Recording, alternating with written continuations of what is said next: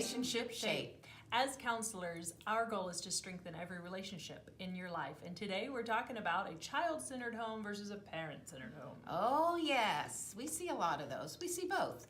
I brought my guitar, as you can see. I thought I would sing a fun little ditty. I'm an independent facilitator for the Love and Logic curricula. If you don't know anything about it, highly recommend it. Buy the book, yeah. Parenting with Love and Logic. It helps save our lives. So here's a funny little song. Oh, give me a child whose behavior is wild, and I won't flinch an inch. They can yell and act mad, and I'll say, how sad. Love and Logic has made life a cinch.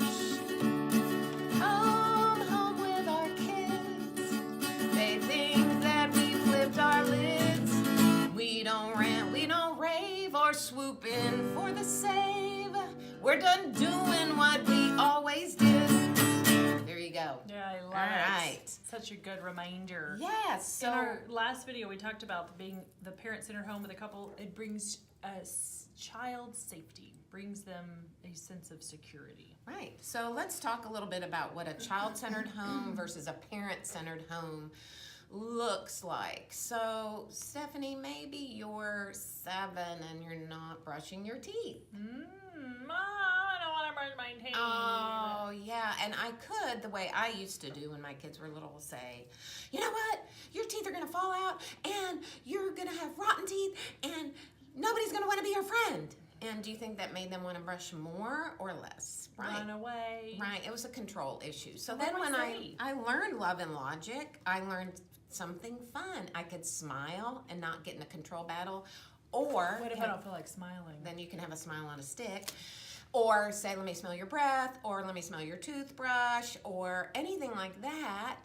Just the next night after dinner, when everybody had a nice bowl of Bluebell ice cream. If you don't live in Texas, sorry, Bluebell's awesome.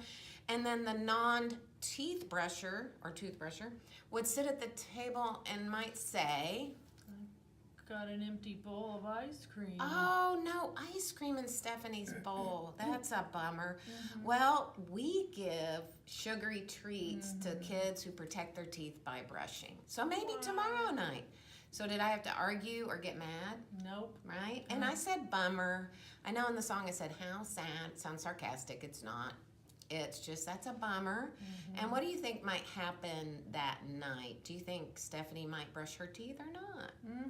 I'm not missing out on ice cream, that's for sure. Right, and it retains the relationship. It keeps the relationship strong because when an adult gets angry, when an adult lectures, the child focuses on the adult's anger, not on their infraction. So we have to say what we mean what we say, and don't be mean when you say it. Let's say that one more time. Say what you mean what you say. Don't be mean when you say it. Right. And so an adult-centered home is when the adults are in charge. We talked about our last video, a loving authority figures, a united front, and mom and dad. If you're single, you're still that loving authority figure. So one thing that I encourage parents with a lot is how much are kids helping around the home? Or are they entitled guests where they flop around and you clean up? Or is everybody helping each other? A contributing member to the family. Yes, right. So what we did in our home was I took about a week or two with a yellow legal pad. My husband and I just wrote everything it took to run our home. I mean, from going to work, from driving the car, taking people to baseball, taking people to piano, getting a paycheck, everything. Veterinary, brush the dog. Laundries, vacuum, Yeah. And it was in a regular home, you know, that list was probably, I'd say, at least 2 full sheets, legal pad, yellow thingy. So then we told the kids about a week ahead of time, we're going to have a family meeting. And we put it on the calendar and when we're going to have it.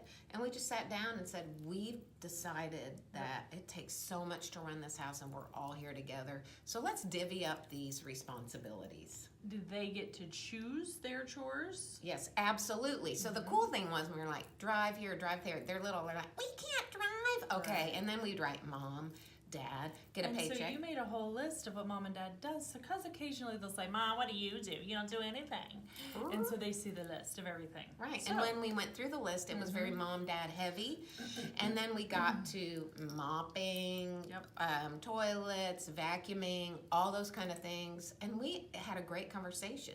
One would go, I don't like to vacuum. The other one's like, what? I kind of like to vacuum. James Austin. So at the end of the meeting, we all had our happy little chore list that we got to do. My kids, since they were 7, they've done their own laundry from start to finish. Wait, 7 years old? 7. And they're not feeling oppressed. So they do their own laundry, start to finish. So it is very possible. It is very possible. Absolutely. And some parents will ask me, well, what if they don't do it? That's another video. We've got great ideas on what if they refuse to do their chores. You don't have to nag or complain, like I said in my song, or swoop in for the save. There's all kinds of fun things you can do while smiling. With just a smile. Looking a little evil, it's okay, because then they wonder what you're up to. She's smiling. Ah! That might be another video we need to make. But this is our child-centered versus parent-centered. So I'm Steph. And I'm Kate with Relationshipshape.